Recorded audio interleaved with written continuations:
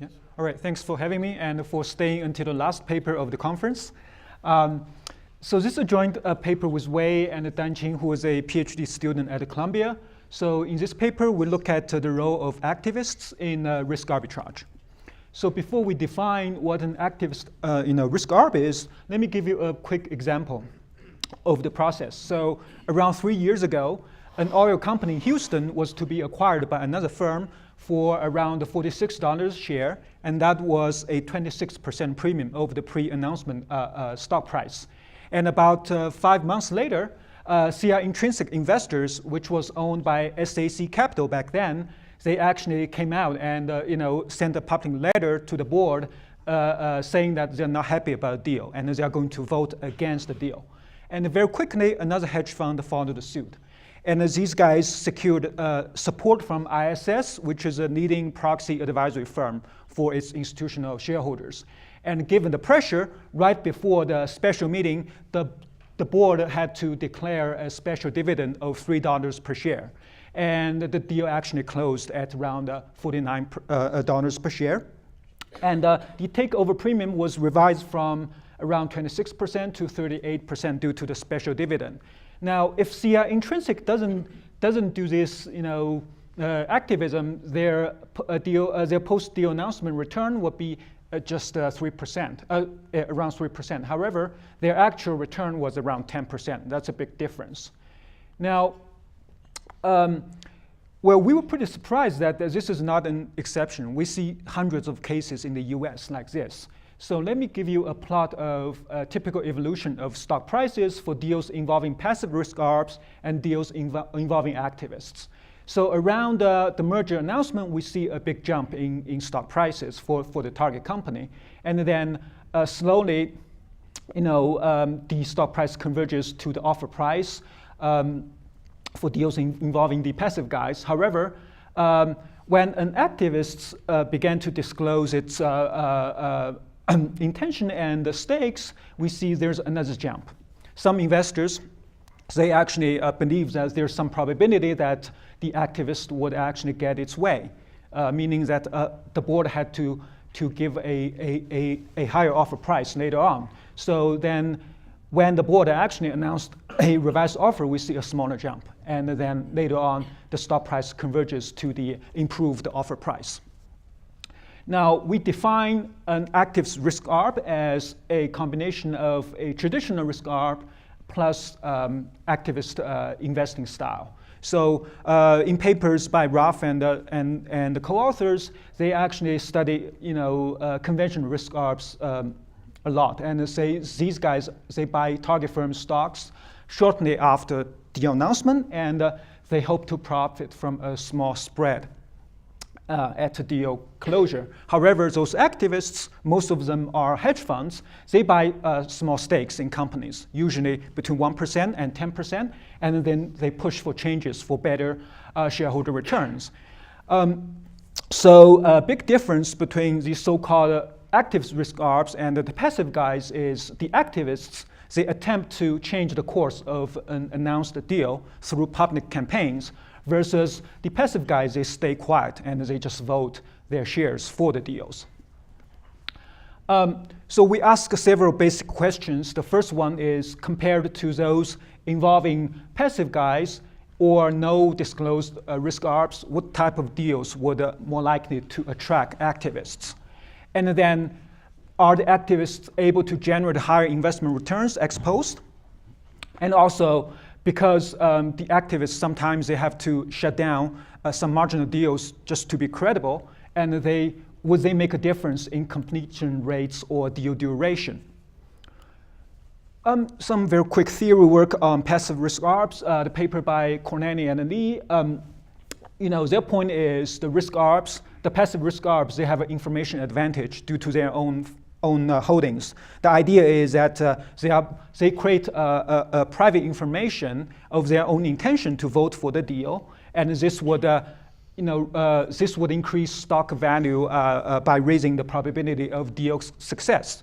Now, if we apply this framework to the activists, they are privately informed of their intention to push for a higher stock price, and this would create more room for spread for a higher spread.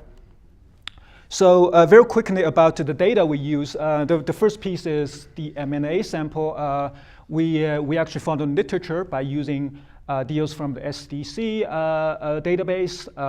We have around 4,300 deals for a span of 15 years, and we drop transactions categorized as spin-off or repurchase or divestiture.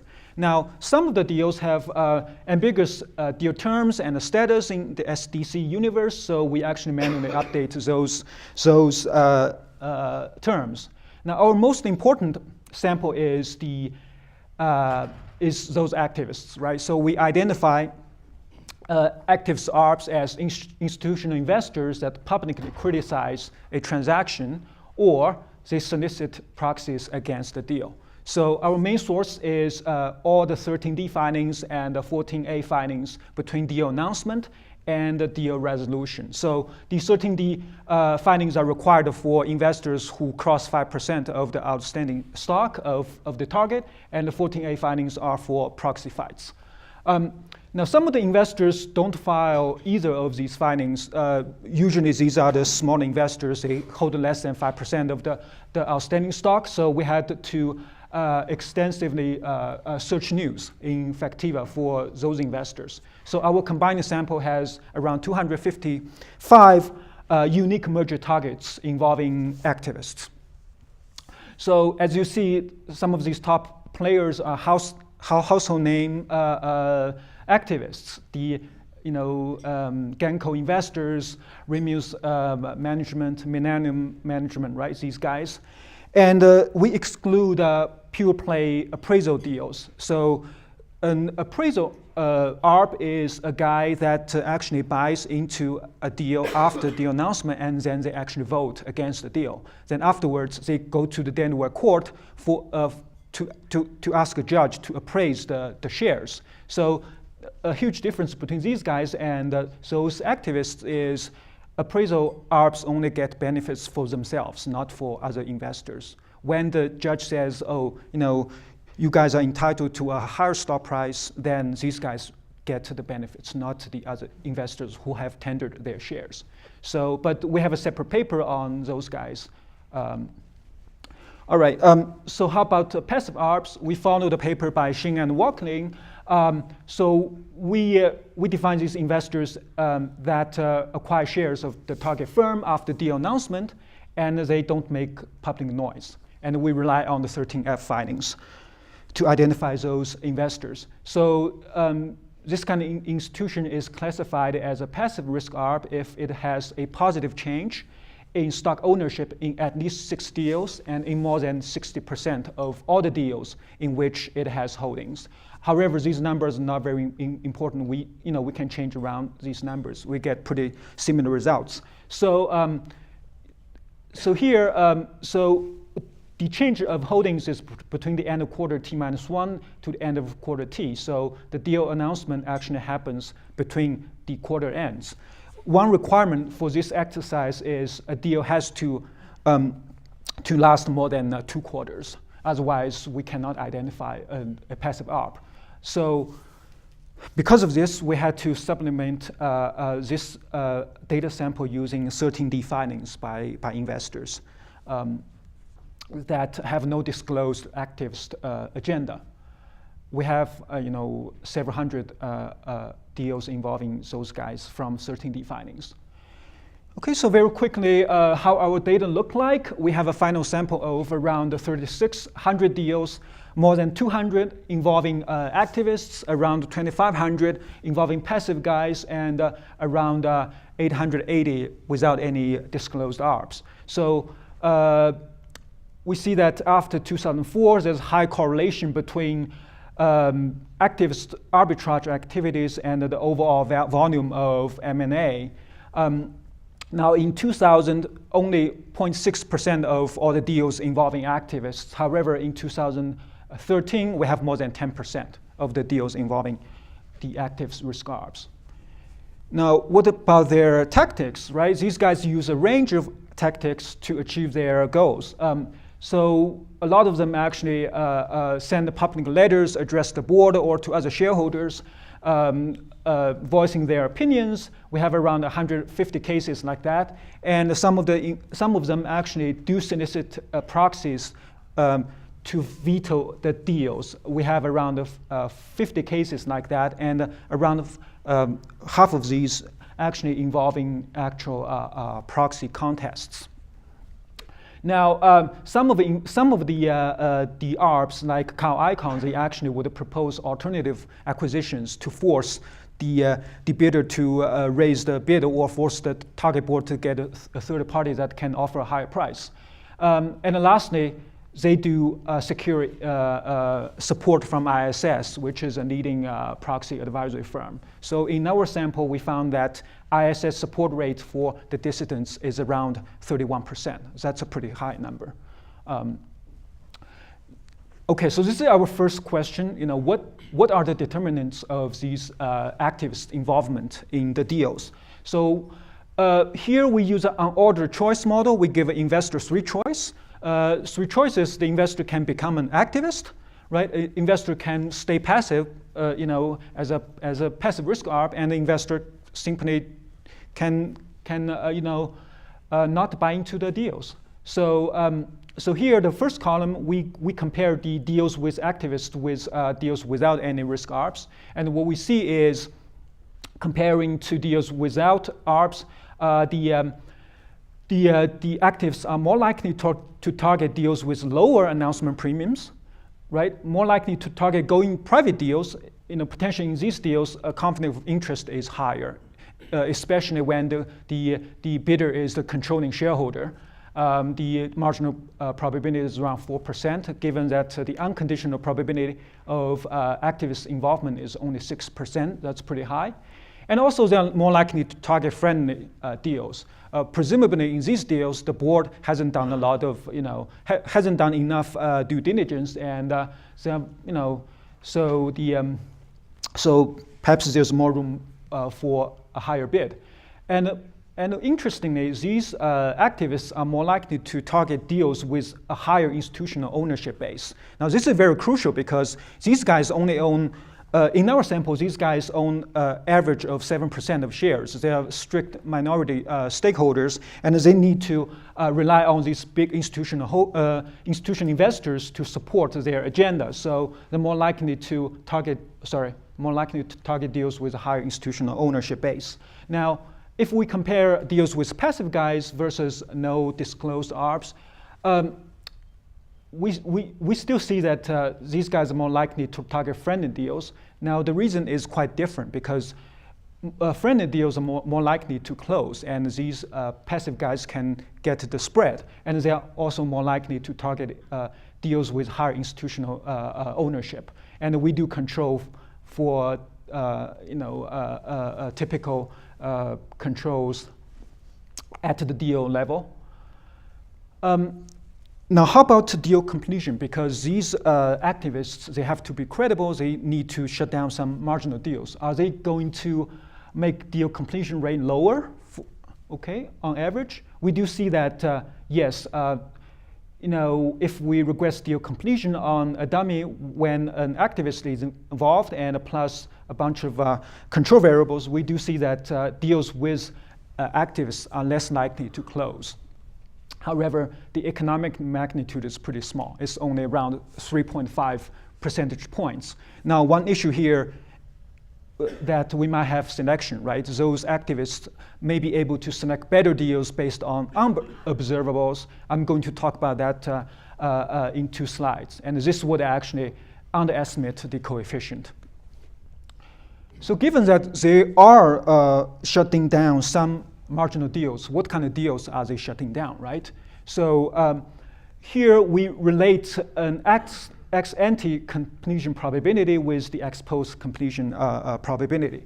So here, our measure of ex-ante completion probability, that's the change in stock prices around deal announcement divided by the spread between the offer price and the price 1 day before deal announcement. And this is a good measure of market belief of how successful the deal would be. So this has been used in prior literature extensively. So here, if we, in column 1, we actually look at whether ex-ante completion probability would predict deal completion. For deals with activists, we do see that it's pretty significant. However, if we look at deals with no activists, still it's significant, right? However, the difference is quite striking. So so here the message is the activists, they are able to increase deal completion. They're more likely to increase the sensitivity of deal completion to the market price signals, which is proxied by this ex-ante completion probability. Now, as I mentioned, we might have a selection issue here, right? Because the activists do have an inherent conflict of interest here.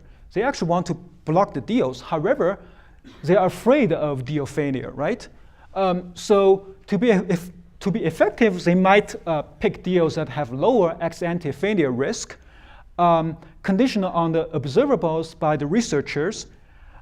So then, if we run a regression like this, right, we're going to underestimate the coefficient. So is there a way to correct for this? What we do is we came up with an instrument from the capital supply side. So we use the prior 6 months of the NAV excess returns of the full sample of the activists. So the idea is that high returns in the prior 6 months would attract fund flows, would attract more fund flows, and this could prompt more targeting later on for announced deals. And actually, we found that deals are close, these returns are close to be intertemporally independent. Now, what I mean by this is we do a selection model. That's a bivariate probit model. So this is really just the first equation, not the first stage, because that's a simultaneous model. So if you look at the column 2, that's the first equation, we do see that the excess return in the prior 6 months of all the activist funds do positively predict their targeting for the deals later on. And then the second stage, we see that now the marginal probability is actually much higher. It's around 17.5%. Okay, so it seems like they are able to block a substantial number of marginal deals. Now, however, we don't have a good way to test for the exclusion restriction, right? So what we do is we give a suggestive test. Now, if prior arbitrage funds, their returns affect the deal completion only through their activist agenda, then the effect should only be significant when their activity became significant after 2005. So what we do is we run the reduced regression of deal completion on the IV, which is the prior arb returns, right? And we also control for other deal level attributes. So what we found is that for deals after 2005, a 1 standard deviation increase in the IV actually results in 3.5 decrease, 3% decrease in deal completion. However, we don't find anything for the prior period in our data sample. Okay, I don't want to bore you with all these instrument details, but I think this might be interesting. We can have a direct approach. Usually, people rely on instruments because they don't observe the process between the key x variables and the y variable. However, here we can observe how they work their way through, right? We have tons of legal findings. We have disclosures by the activists. We have news reporting those deals. And actually, here we give 3 broad categories. The first one is the activists actually caused deal failure, and the second category is the activists or other investors likely caused deal failure, and the last one is deal failure doesn't have to do anything with the activists. So here we focus on the 70 cases that actually failed in our sample involving activists. So what we found is around 73% of the cases, the activists are likely causing deal failure. So these are the categories here, right? Activist vote is pivotal, and the deal failed, the vote failed after IS support for the activists, and also we have withdrawals due to activist dissension and other campaigns, and the last one is the firm is sold to a third party. Now, given that the unconditional failure probability in our activist sample is around 28%, so our quick calculation reveals that activists contribute to an incremental deal failure probability of around 20%. This is consistent with our estimate here. Okay, so now returns, that's really important, right? Although I don't have a lot of slides covering these. Now let's look at their post-announcement returns for deals involving activists versus deals involving passive guys and the deals without any disclosed arbs. So what we see here is if we look at the long-only cases, right?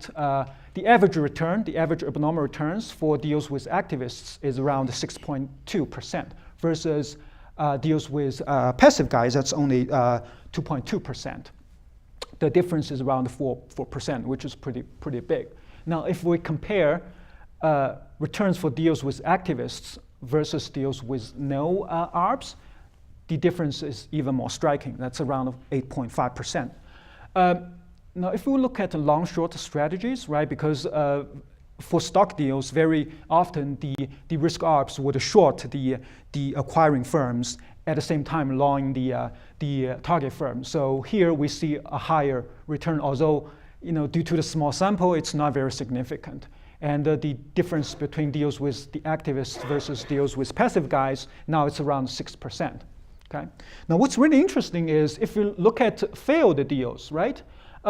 Still, there's very little return reversion, right? We see that it's almost zero. However, for deals with passive guys, return reversion is around 6%. That's pretty significant. Now, one reason could be that some of the deals actually, the target board found a third party that offered a high price. That's why we don't see a big reversion.